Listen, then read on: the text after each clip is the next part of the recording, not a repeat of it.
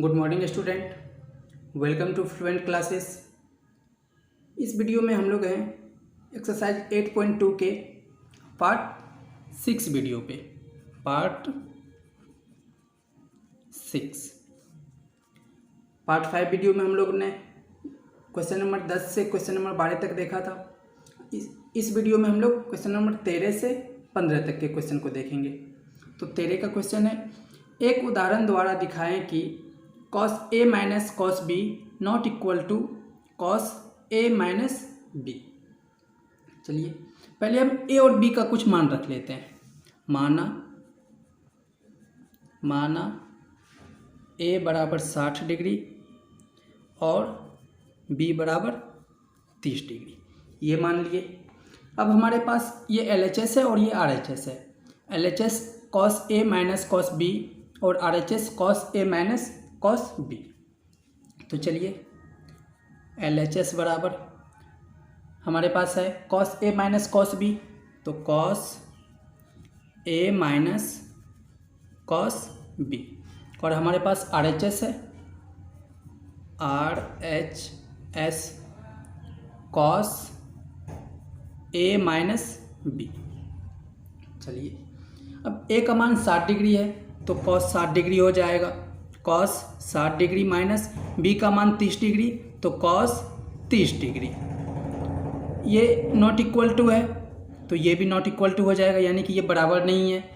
अब यहाँ पे cos 60 डिग्री माइनस ये b का मान 30 डिग्री, इतना हम लोगों ने माना था।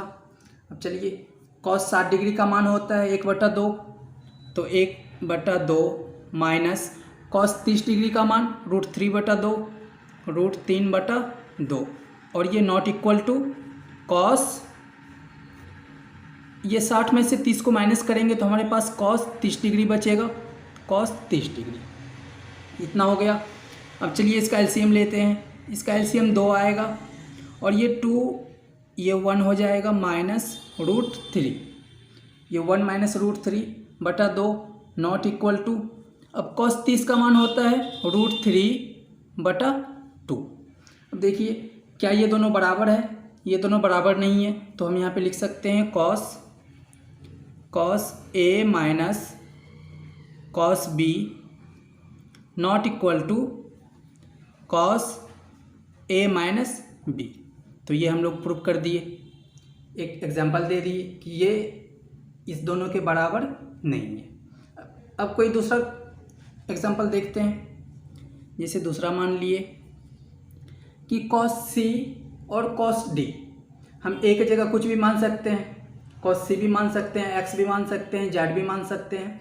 तो हम यहाँ पे cos c मानते हैं, cos c plus cos d not equal to cos c minus d, इतना मान लिए।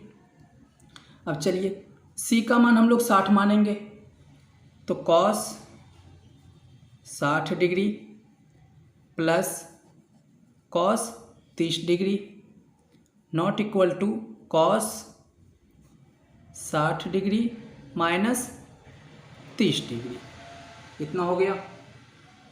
अब चलिए cos 60 का मान 1/2 प्लस 30 का मान √3/2 नॉट इक्वल टू, ये cos 60 में से 30 को माइनस करेंगे तो ये 30 डिग्री हो जाएगा, इतना हो गया। अब चलिए इसका एलसीएम लेते हैं। ये 2 और ये 1 प्लस √3, तो 1 plus √3/2 not equal to cos 30 degree का मान √3/2, सॉरी यहाँ पे इसको प्लस मान लेते हैं।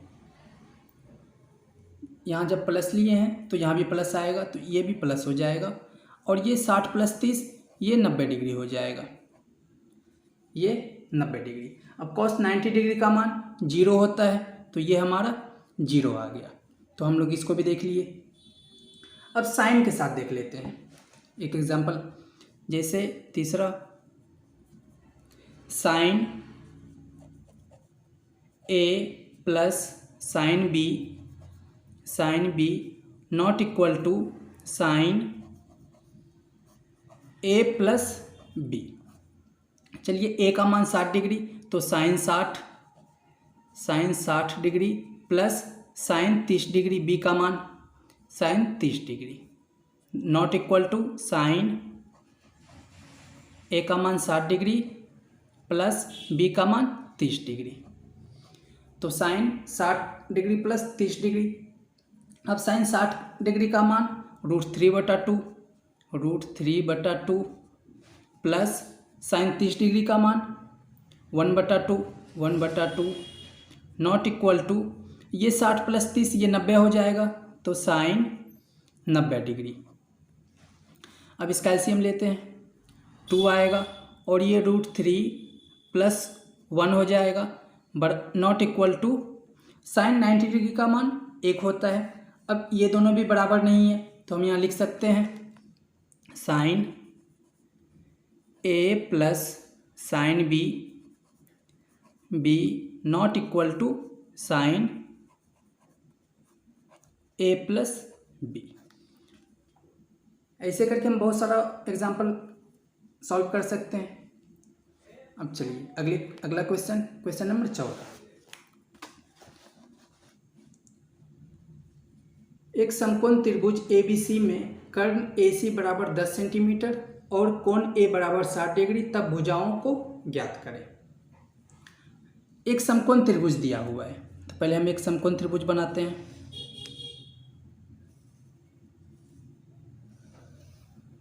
ये हमारा समकोण त्रिभुज, इसमें बोल रहा है कि कोण A 60 डिग्री होना चाहिए। जैसे इसको हम कोण A मान लिए, तो ये हमारा 60 डिग्री। उसके बाद AC, जब ये हमारा A हुआ तो ये बड़ा वाला भुजा ये C होगा और ये B होगा, ये 90 डिग्री। AC दिया हुआ है 10 सेंटीमीटर, AC 10 सेंटीमीटर। तब चलिए ये दोनों भुजा निकालना है। अब साइन 60 डिग्री, साइन 60 डिग्री बराबर, अब साइन 60 डिग्री का मान कितना होता है, तो ये होता है √3/2। अब ये साइन 60 डिग्री का मान तो हम निकाल लिए। अब साइन बराबर फॉर्मूला हम लोग पढ़े हैं कि P/H होता है, P/H। तो इस कोण के लिए ये हमारा P होगा, ये P, BC, तो BC बटा और ये H होगा AC। अब चलिए साइन 60 डिग्री का मान √3/2 बराबर में है BC/AC, तो BC का मान हमें निकालना है, तो BC/AC का मान दिया हुआ है 10 सेंटीमीटर, तो ये 10 सेंटीमीटर। अब यहाँ से देखिए, क्या हम यहाँ से ये 10 को काट सकते हैं? ये 2 से 10 कटेगा 5 बार में, तो हमारे पास आ गया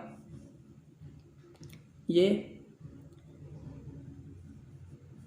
और क्रॉस मल्टीप्लिकेशन BC बराबर ये 5√3 सेंटीमीटर, तो हमारे पास BC का मान आ गया कि 5√3 सेंटीमीटर।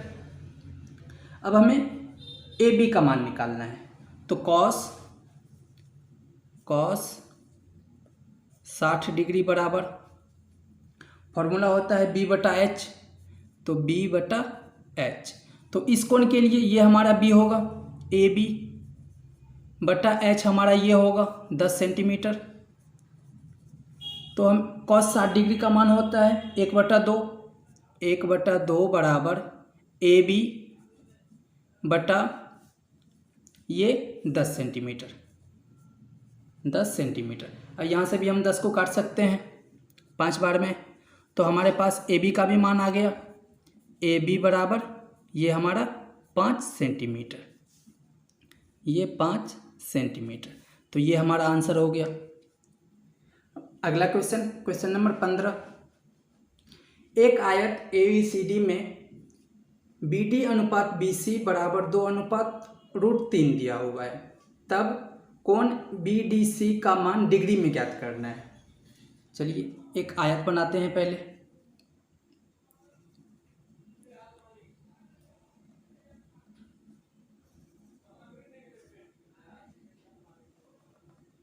ये हमारा एक आयत ABCD, ABC और D। चलिए इसमें हम एक ये डालेंगे कर्ण, इसको हम H मानते हैं। ये कोण हमारा, इस कोण को हम थीटा मान लेते हैं। चलिए जब ये कोण हमारा थीटा हुआ तो इसके सामने का भुजा ये होगा, ये P कहलाएगा और ये B कहलाएगा। माना कोण BDC बराबर थीटा। कोण BDC बराबर हम लोग थीटा माने हैं तो यहाँ थीटा लिखेंगे। अब BD अनुपात BC, ये BD अनुपात BC, ये हमारा, अगर ये 2 है, H बराबर 2 और ये √3, तो ये कर्ण बटा आधार किसका फॉर्मूला होता है? तो कर्ण बटा आधार, ये कॉसेक थीटा बराबर BD बटा DC,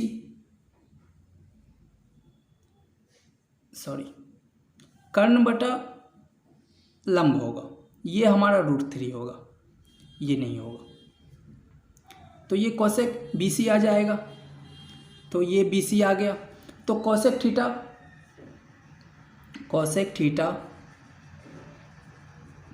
थीटा बराबर, देखिए ये हमारा H बराबर 2 और ये P यानी कि √3। तो कॉसेक थीटा बराबर फॉर्मूला होता है H बटा P, तो ये हमारा आ जाएगा 2 बटा √3, ये आ गया। अब दूसरा कॉसेक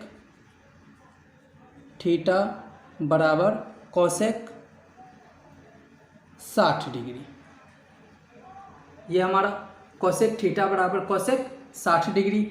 अब देखिए यहाँ से ये कॉसेक और ये कॉसेक कट जाएगा। यहाँ 60 डिग्री हम क्यों लिखे? क्योंकि कॉसेक 60 डिग्री का मान 2 बटा √3 होता है, इसलिए हम यहाँ पे कॉसेक 60 लिखे। अब देखिए यहाँ से ये कॉसेक और ये कॉसेक कट जाएगा, तो हमारे पास बचा थीटा बराबर 60 डिग्री।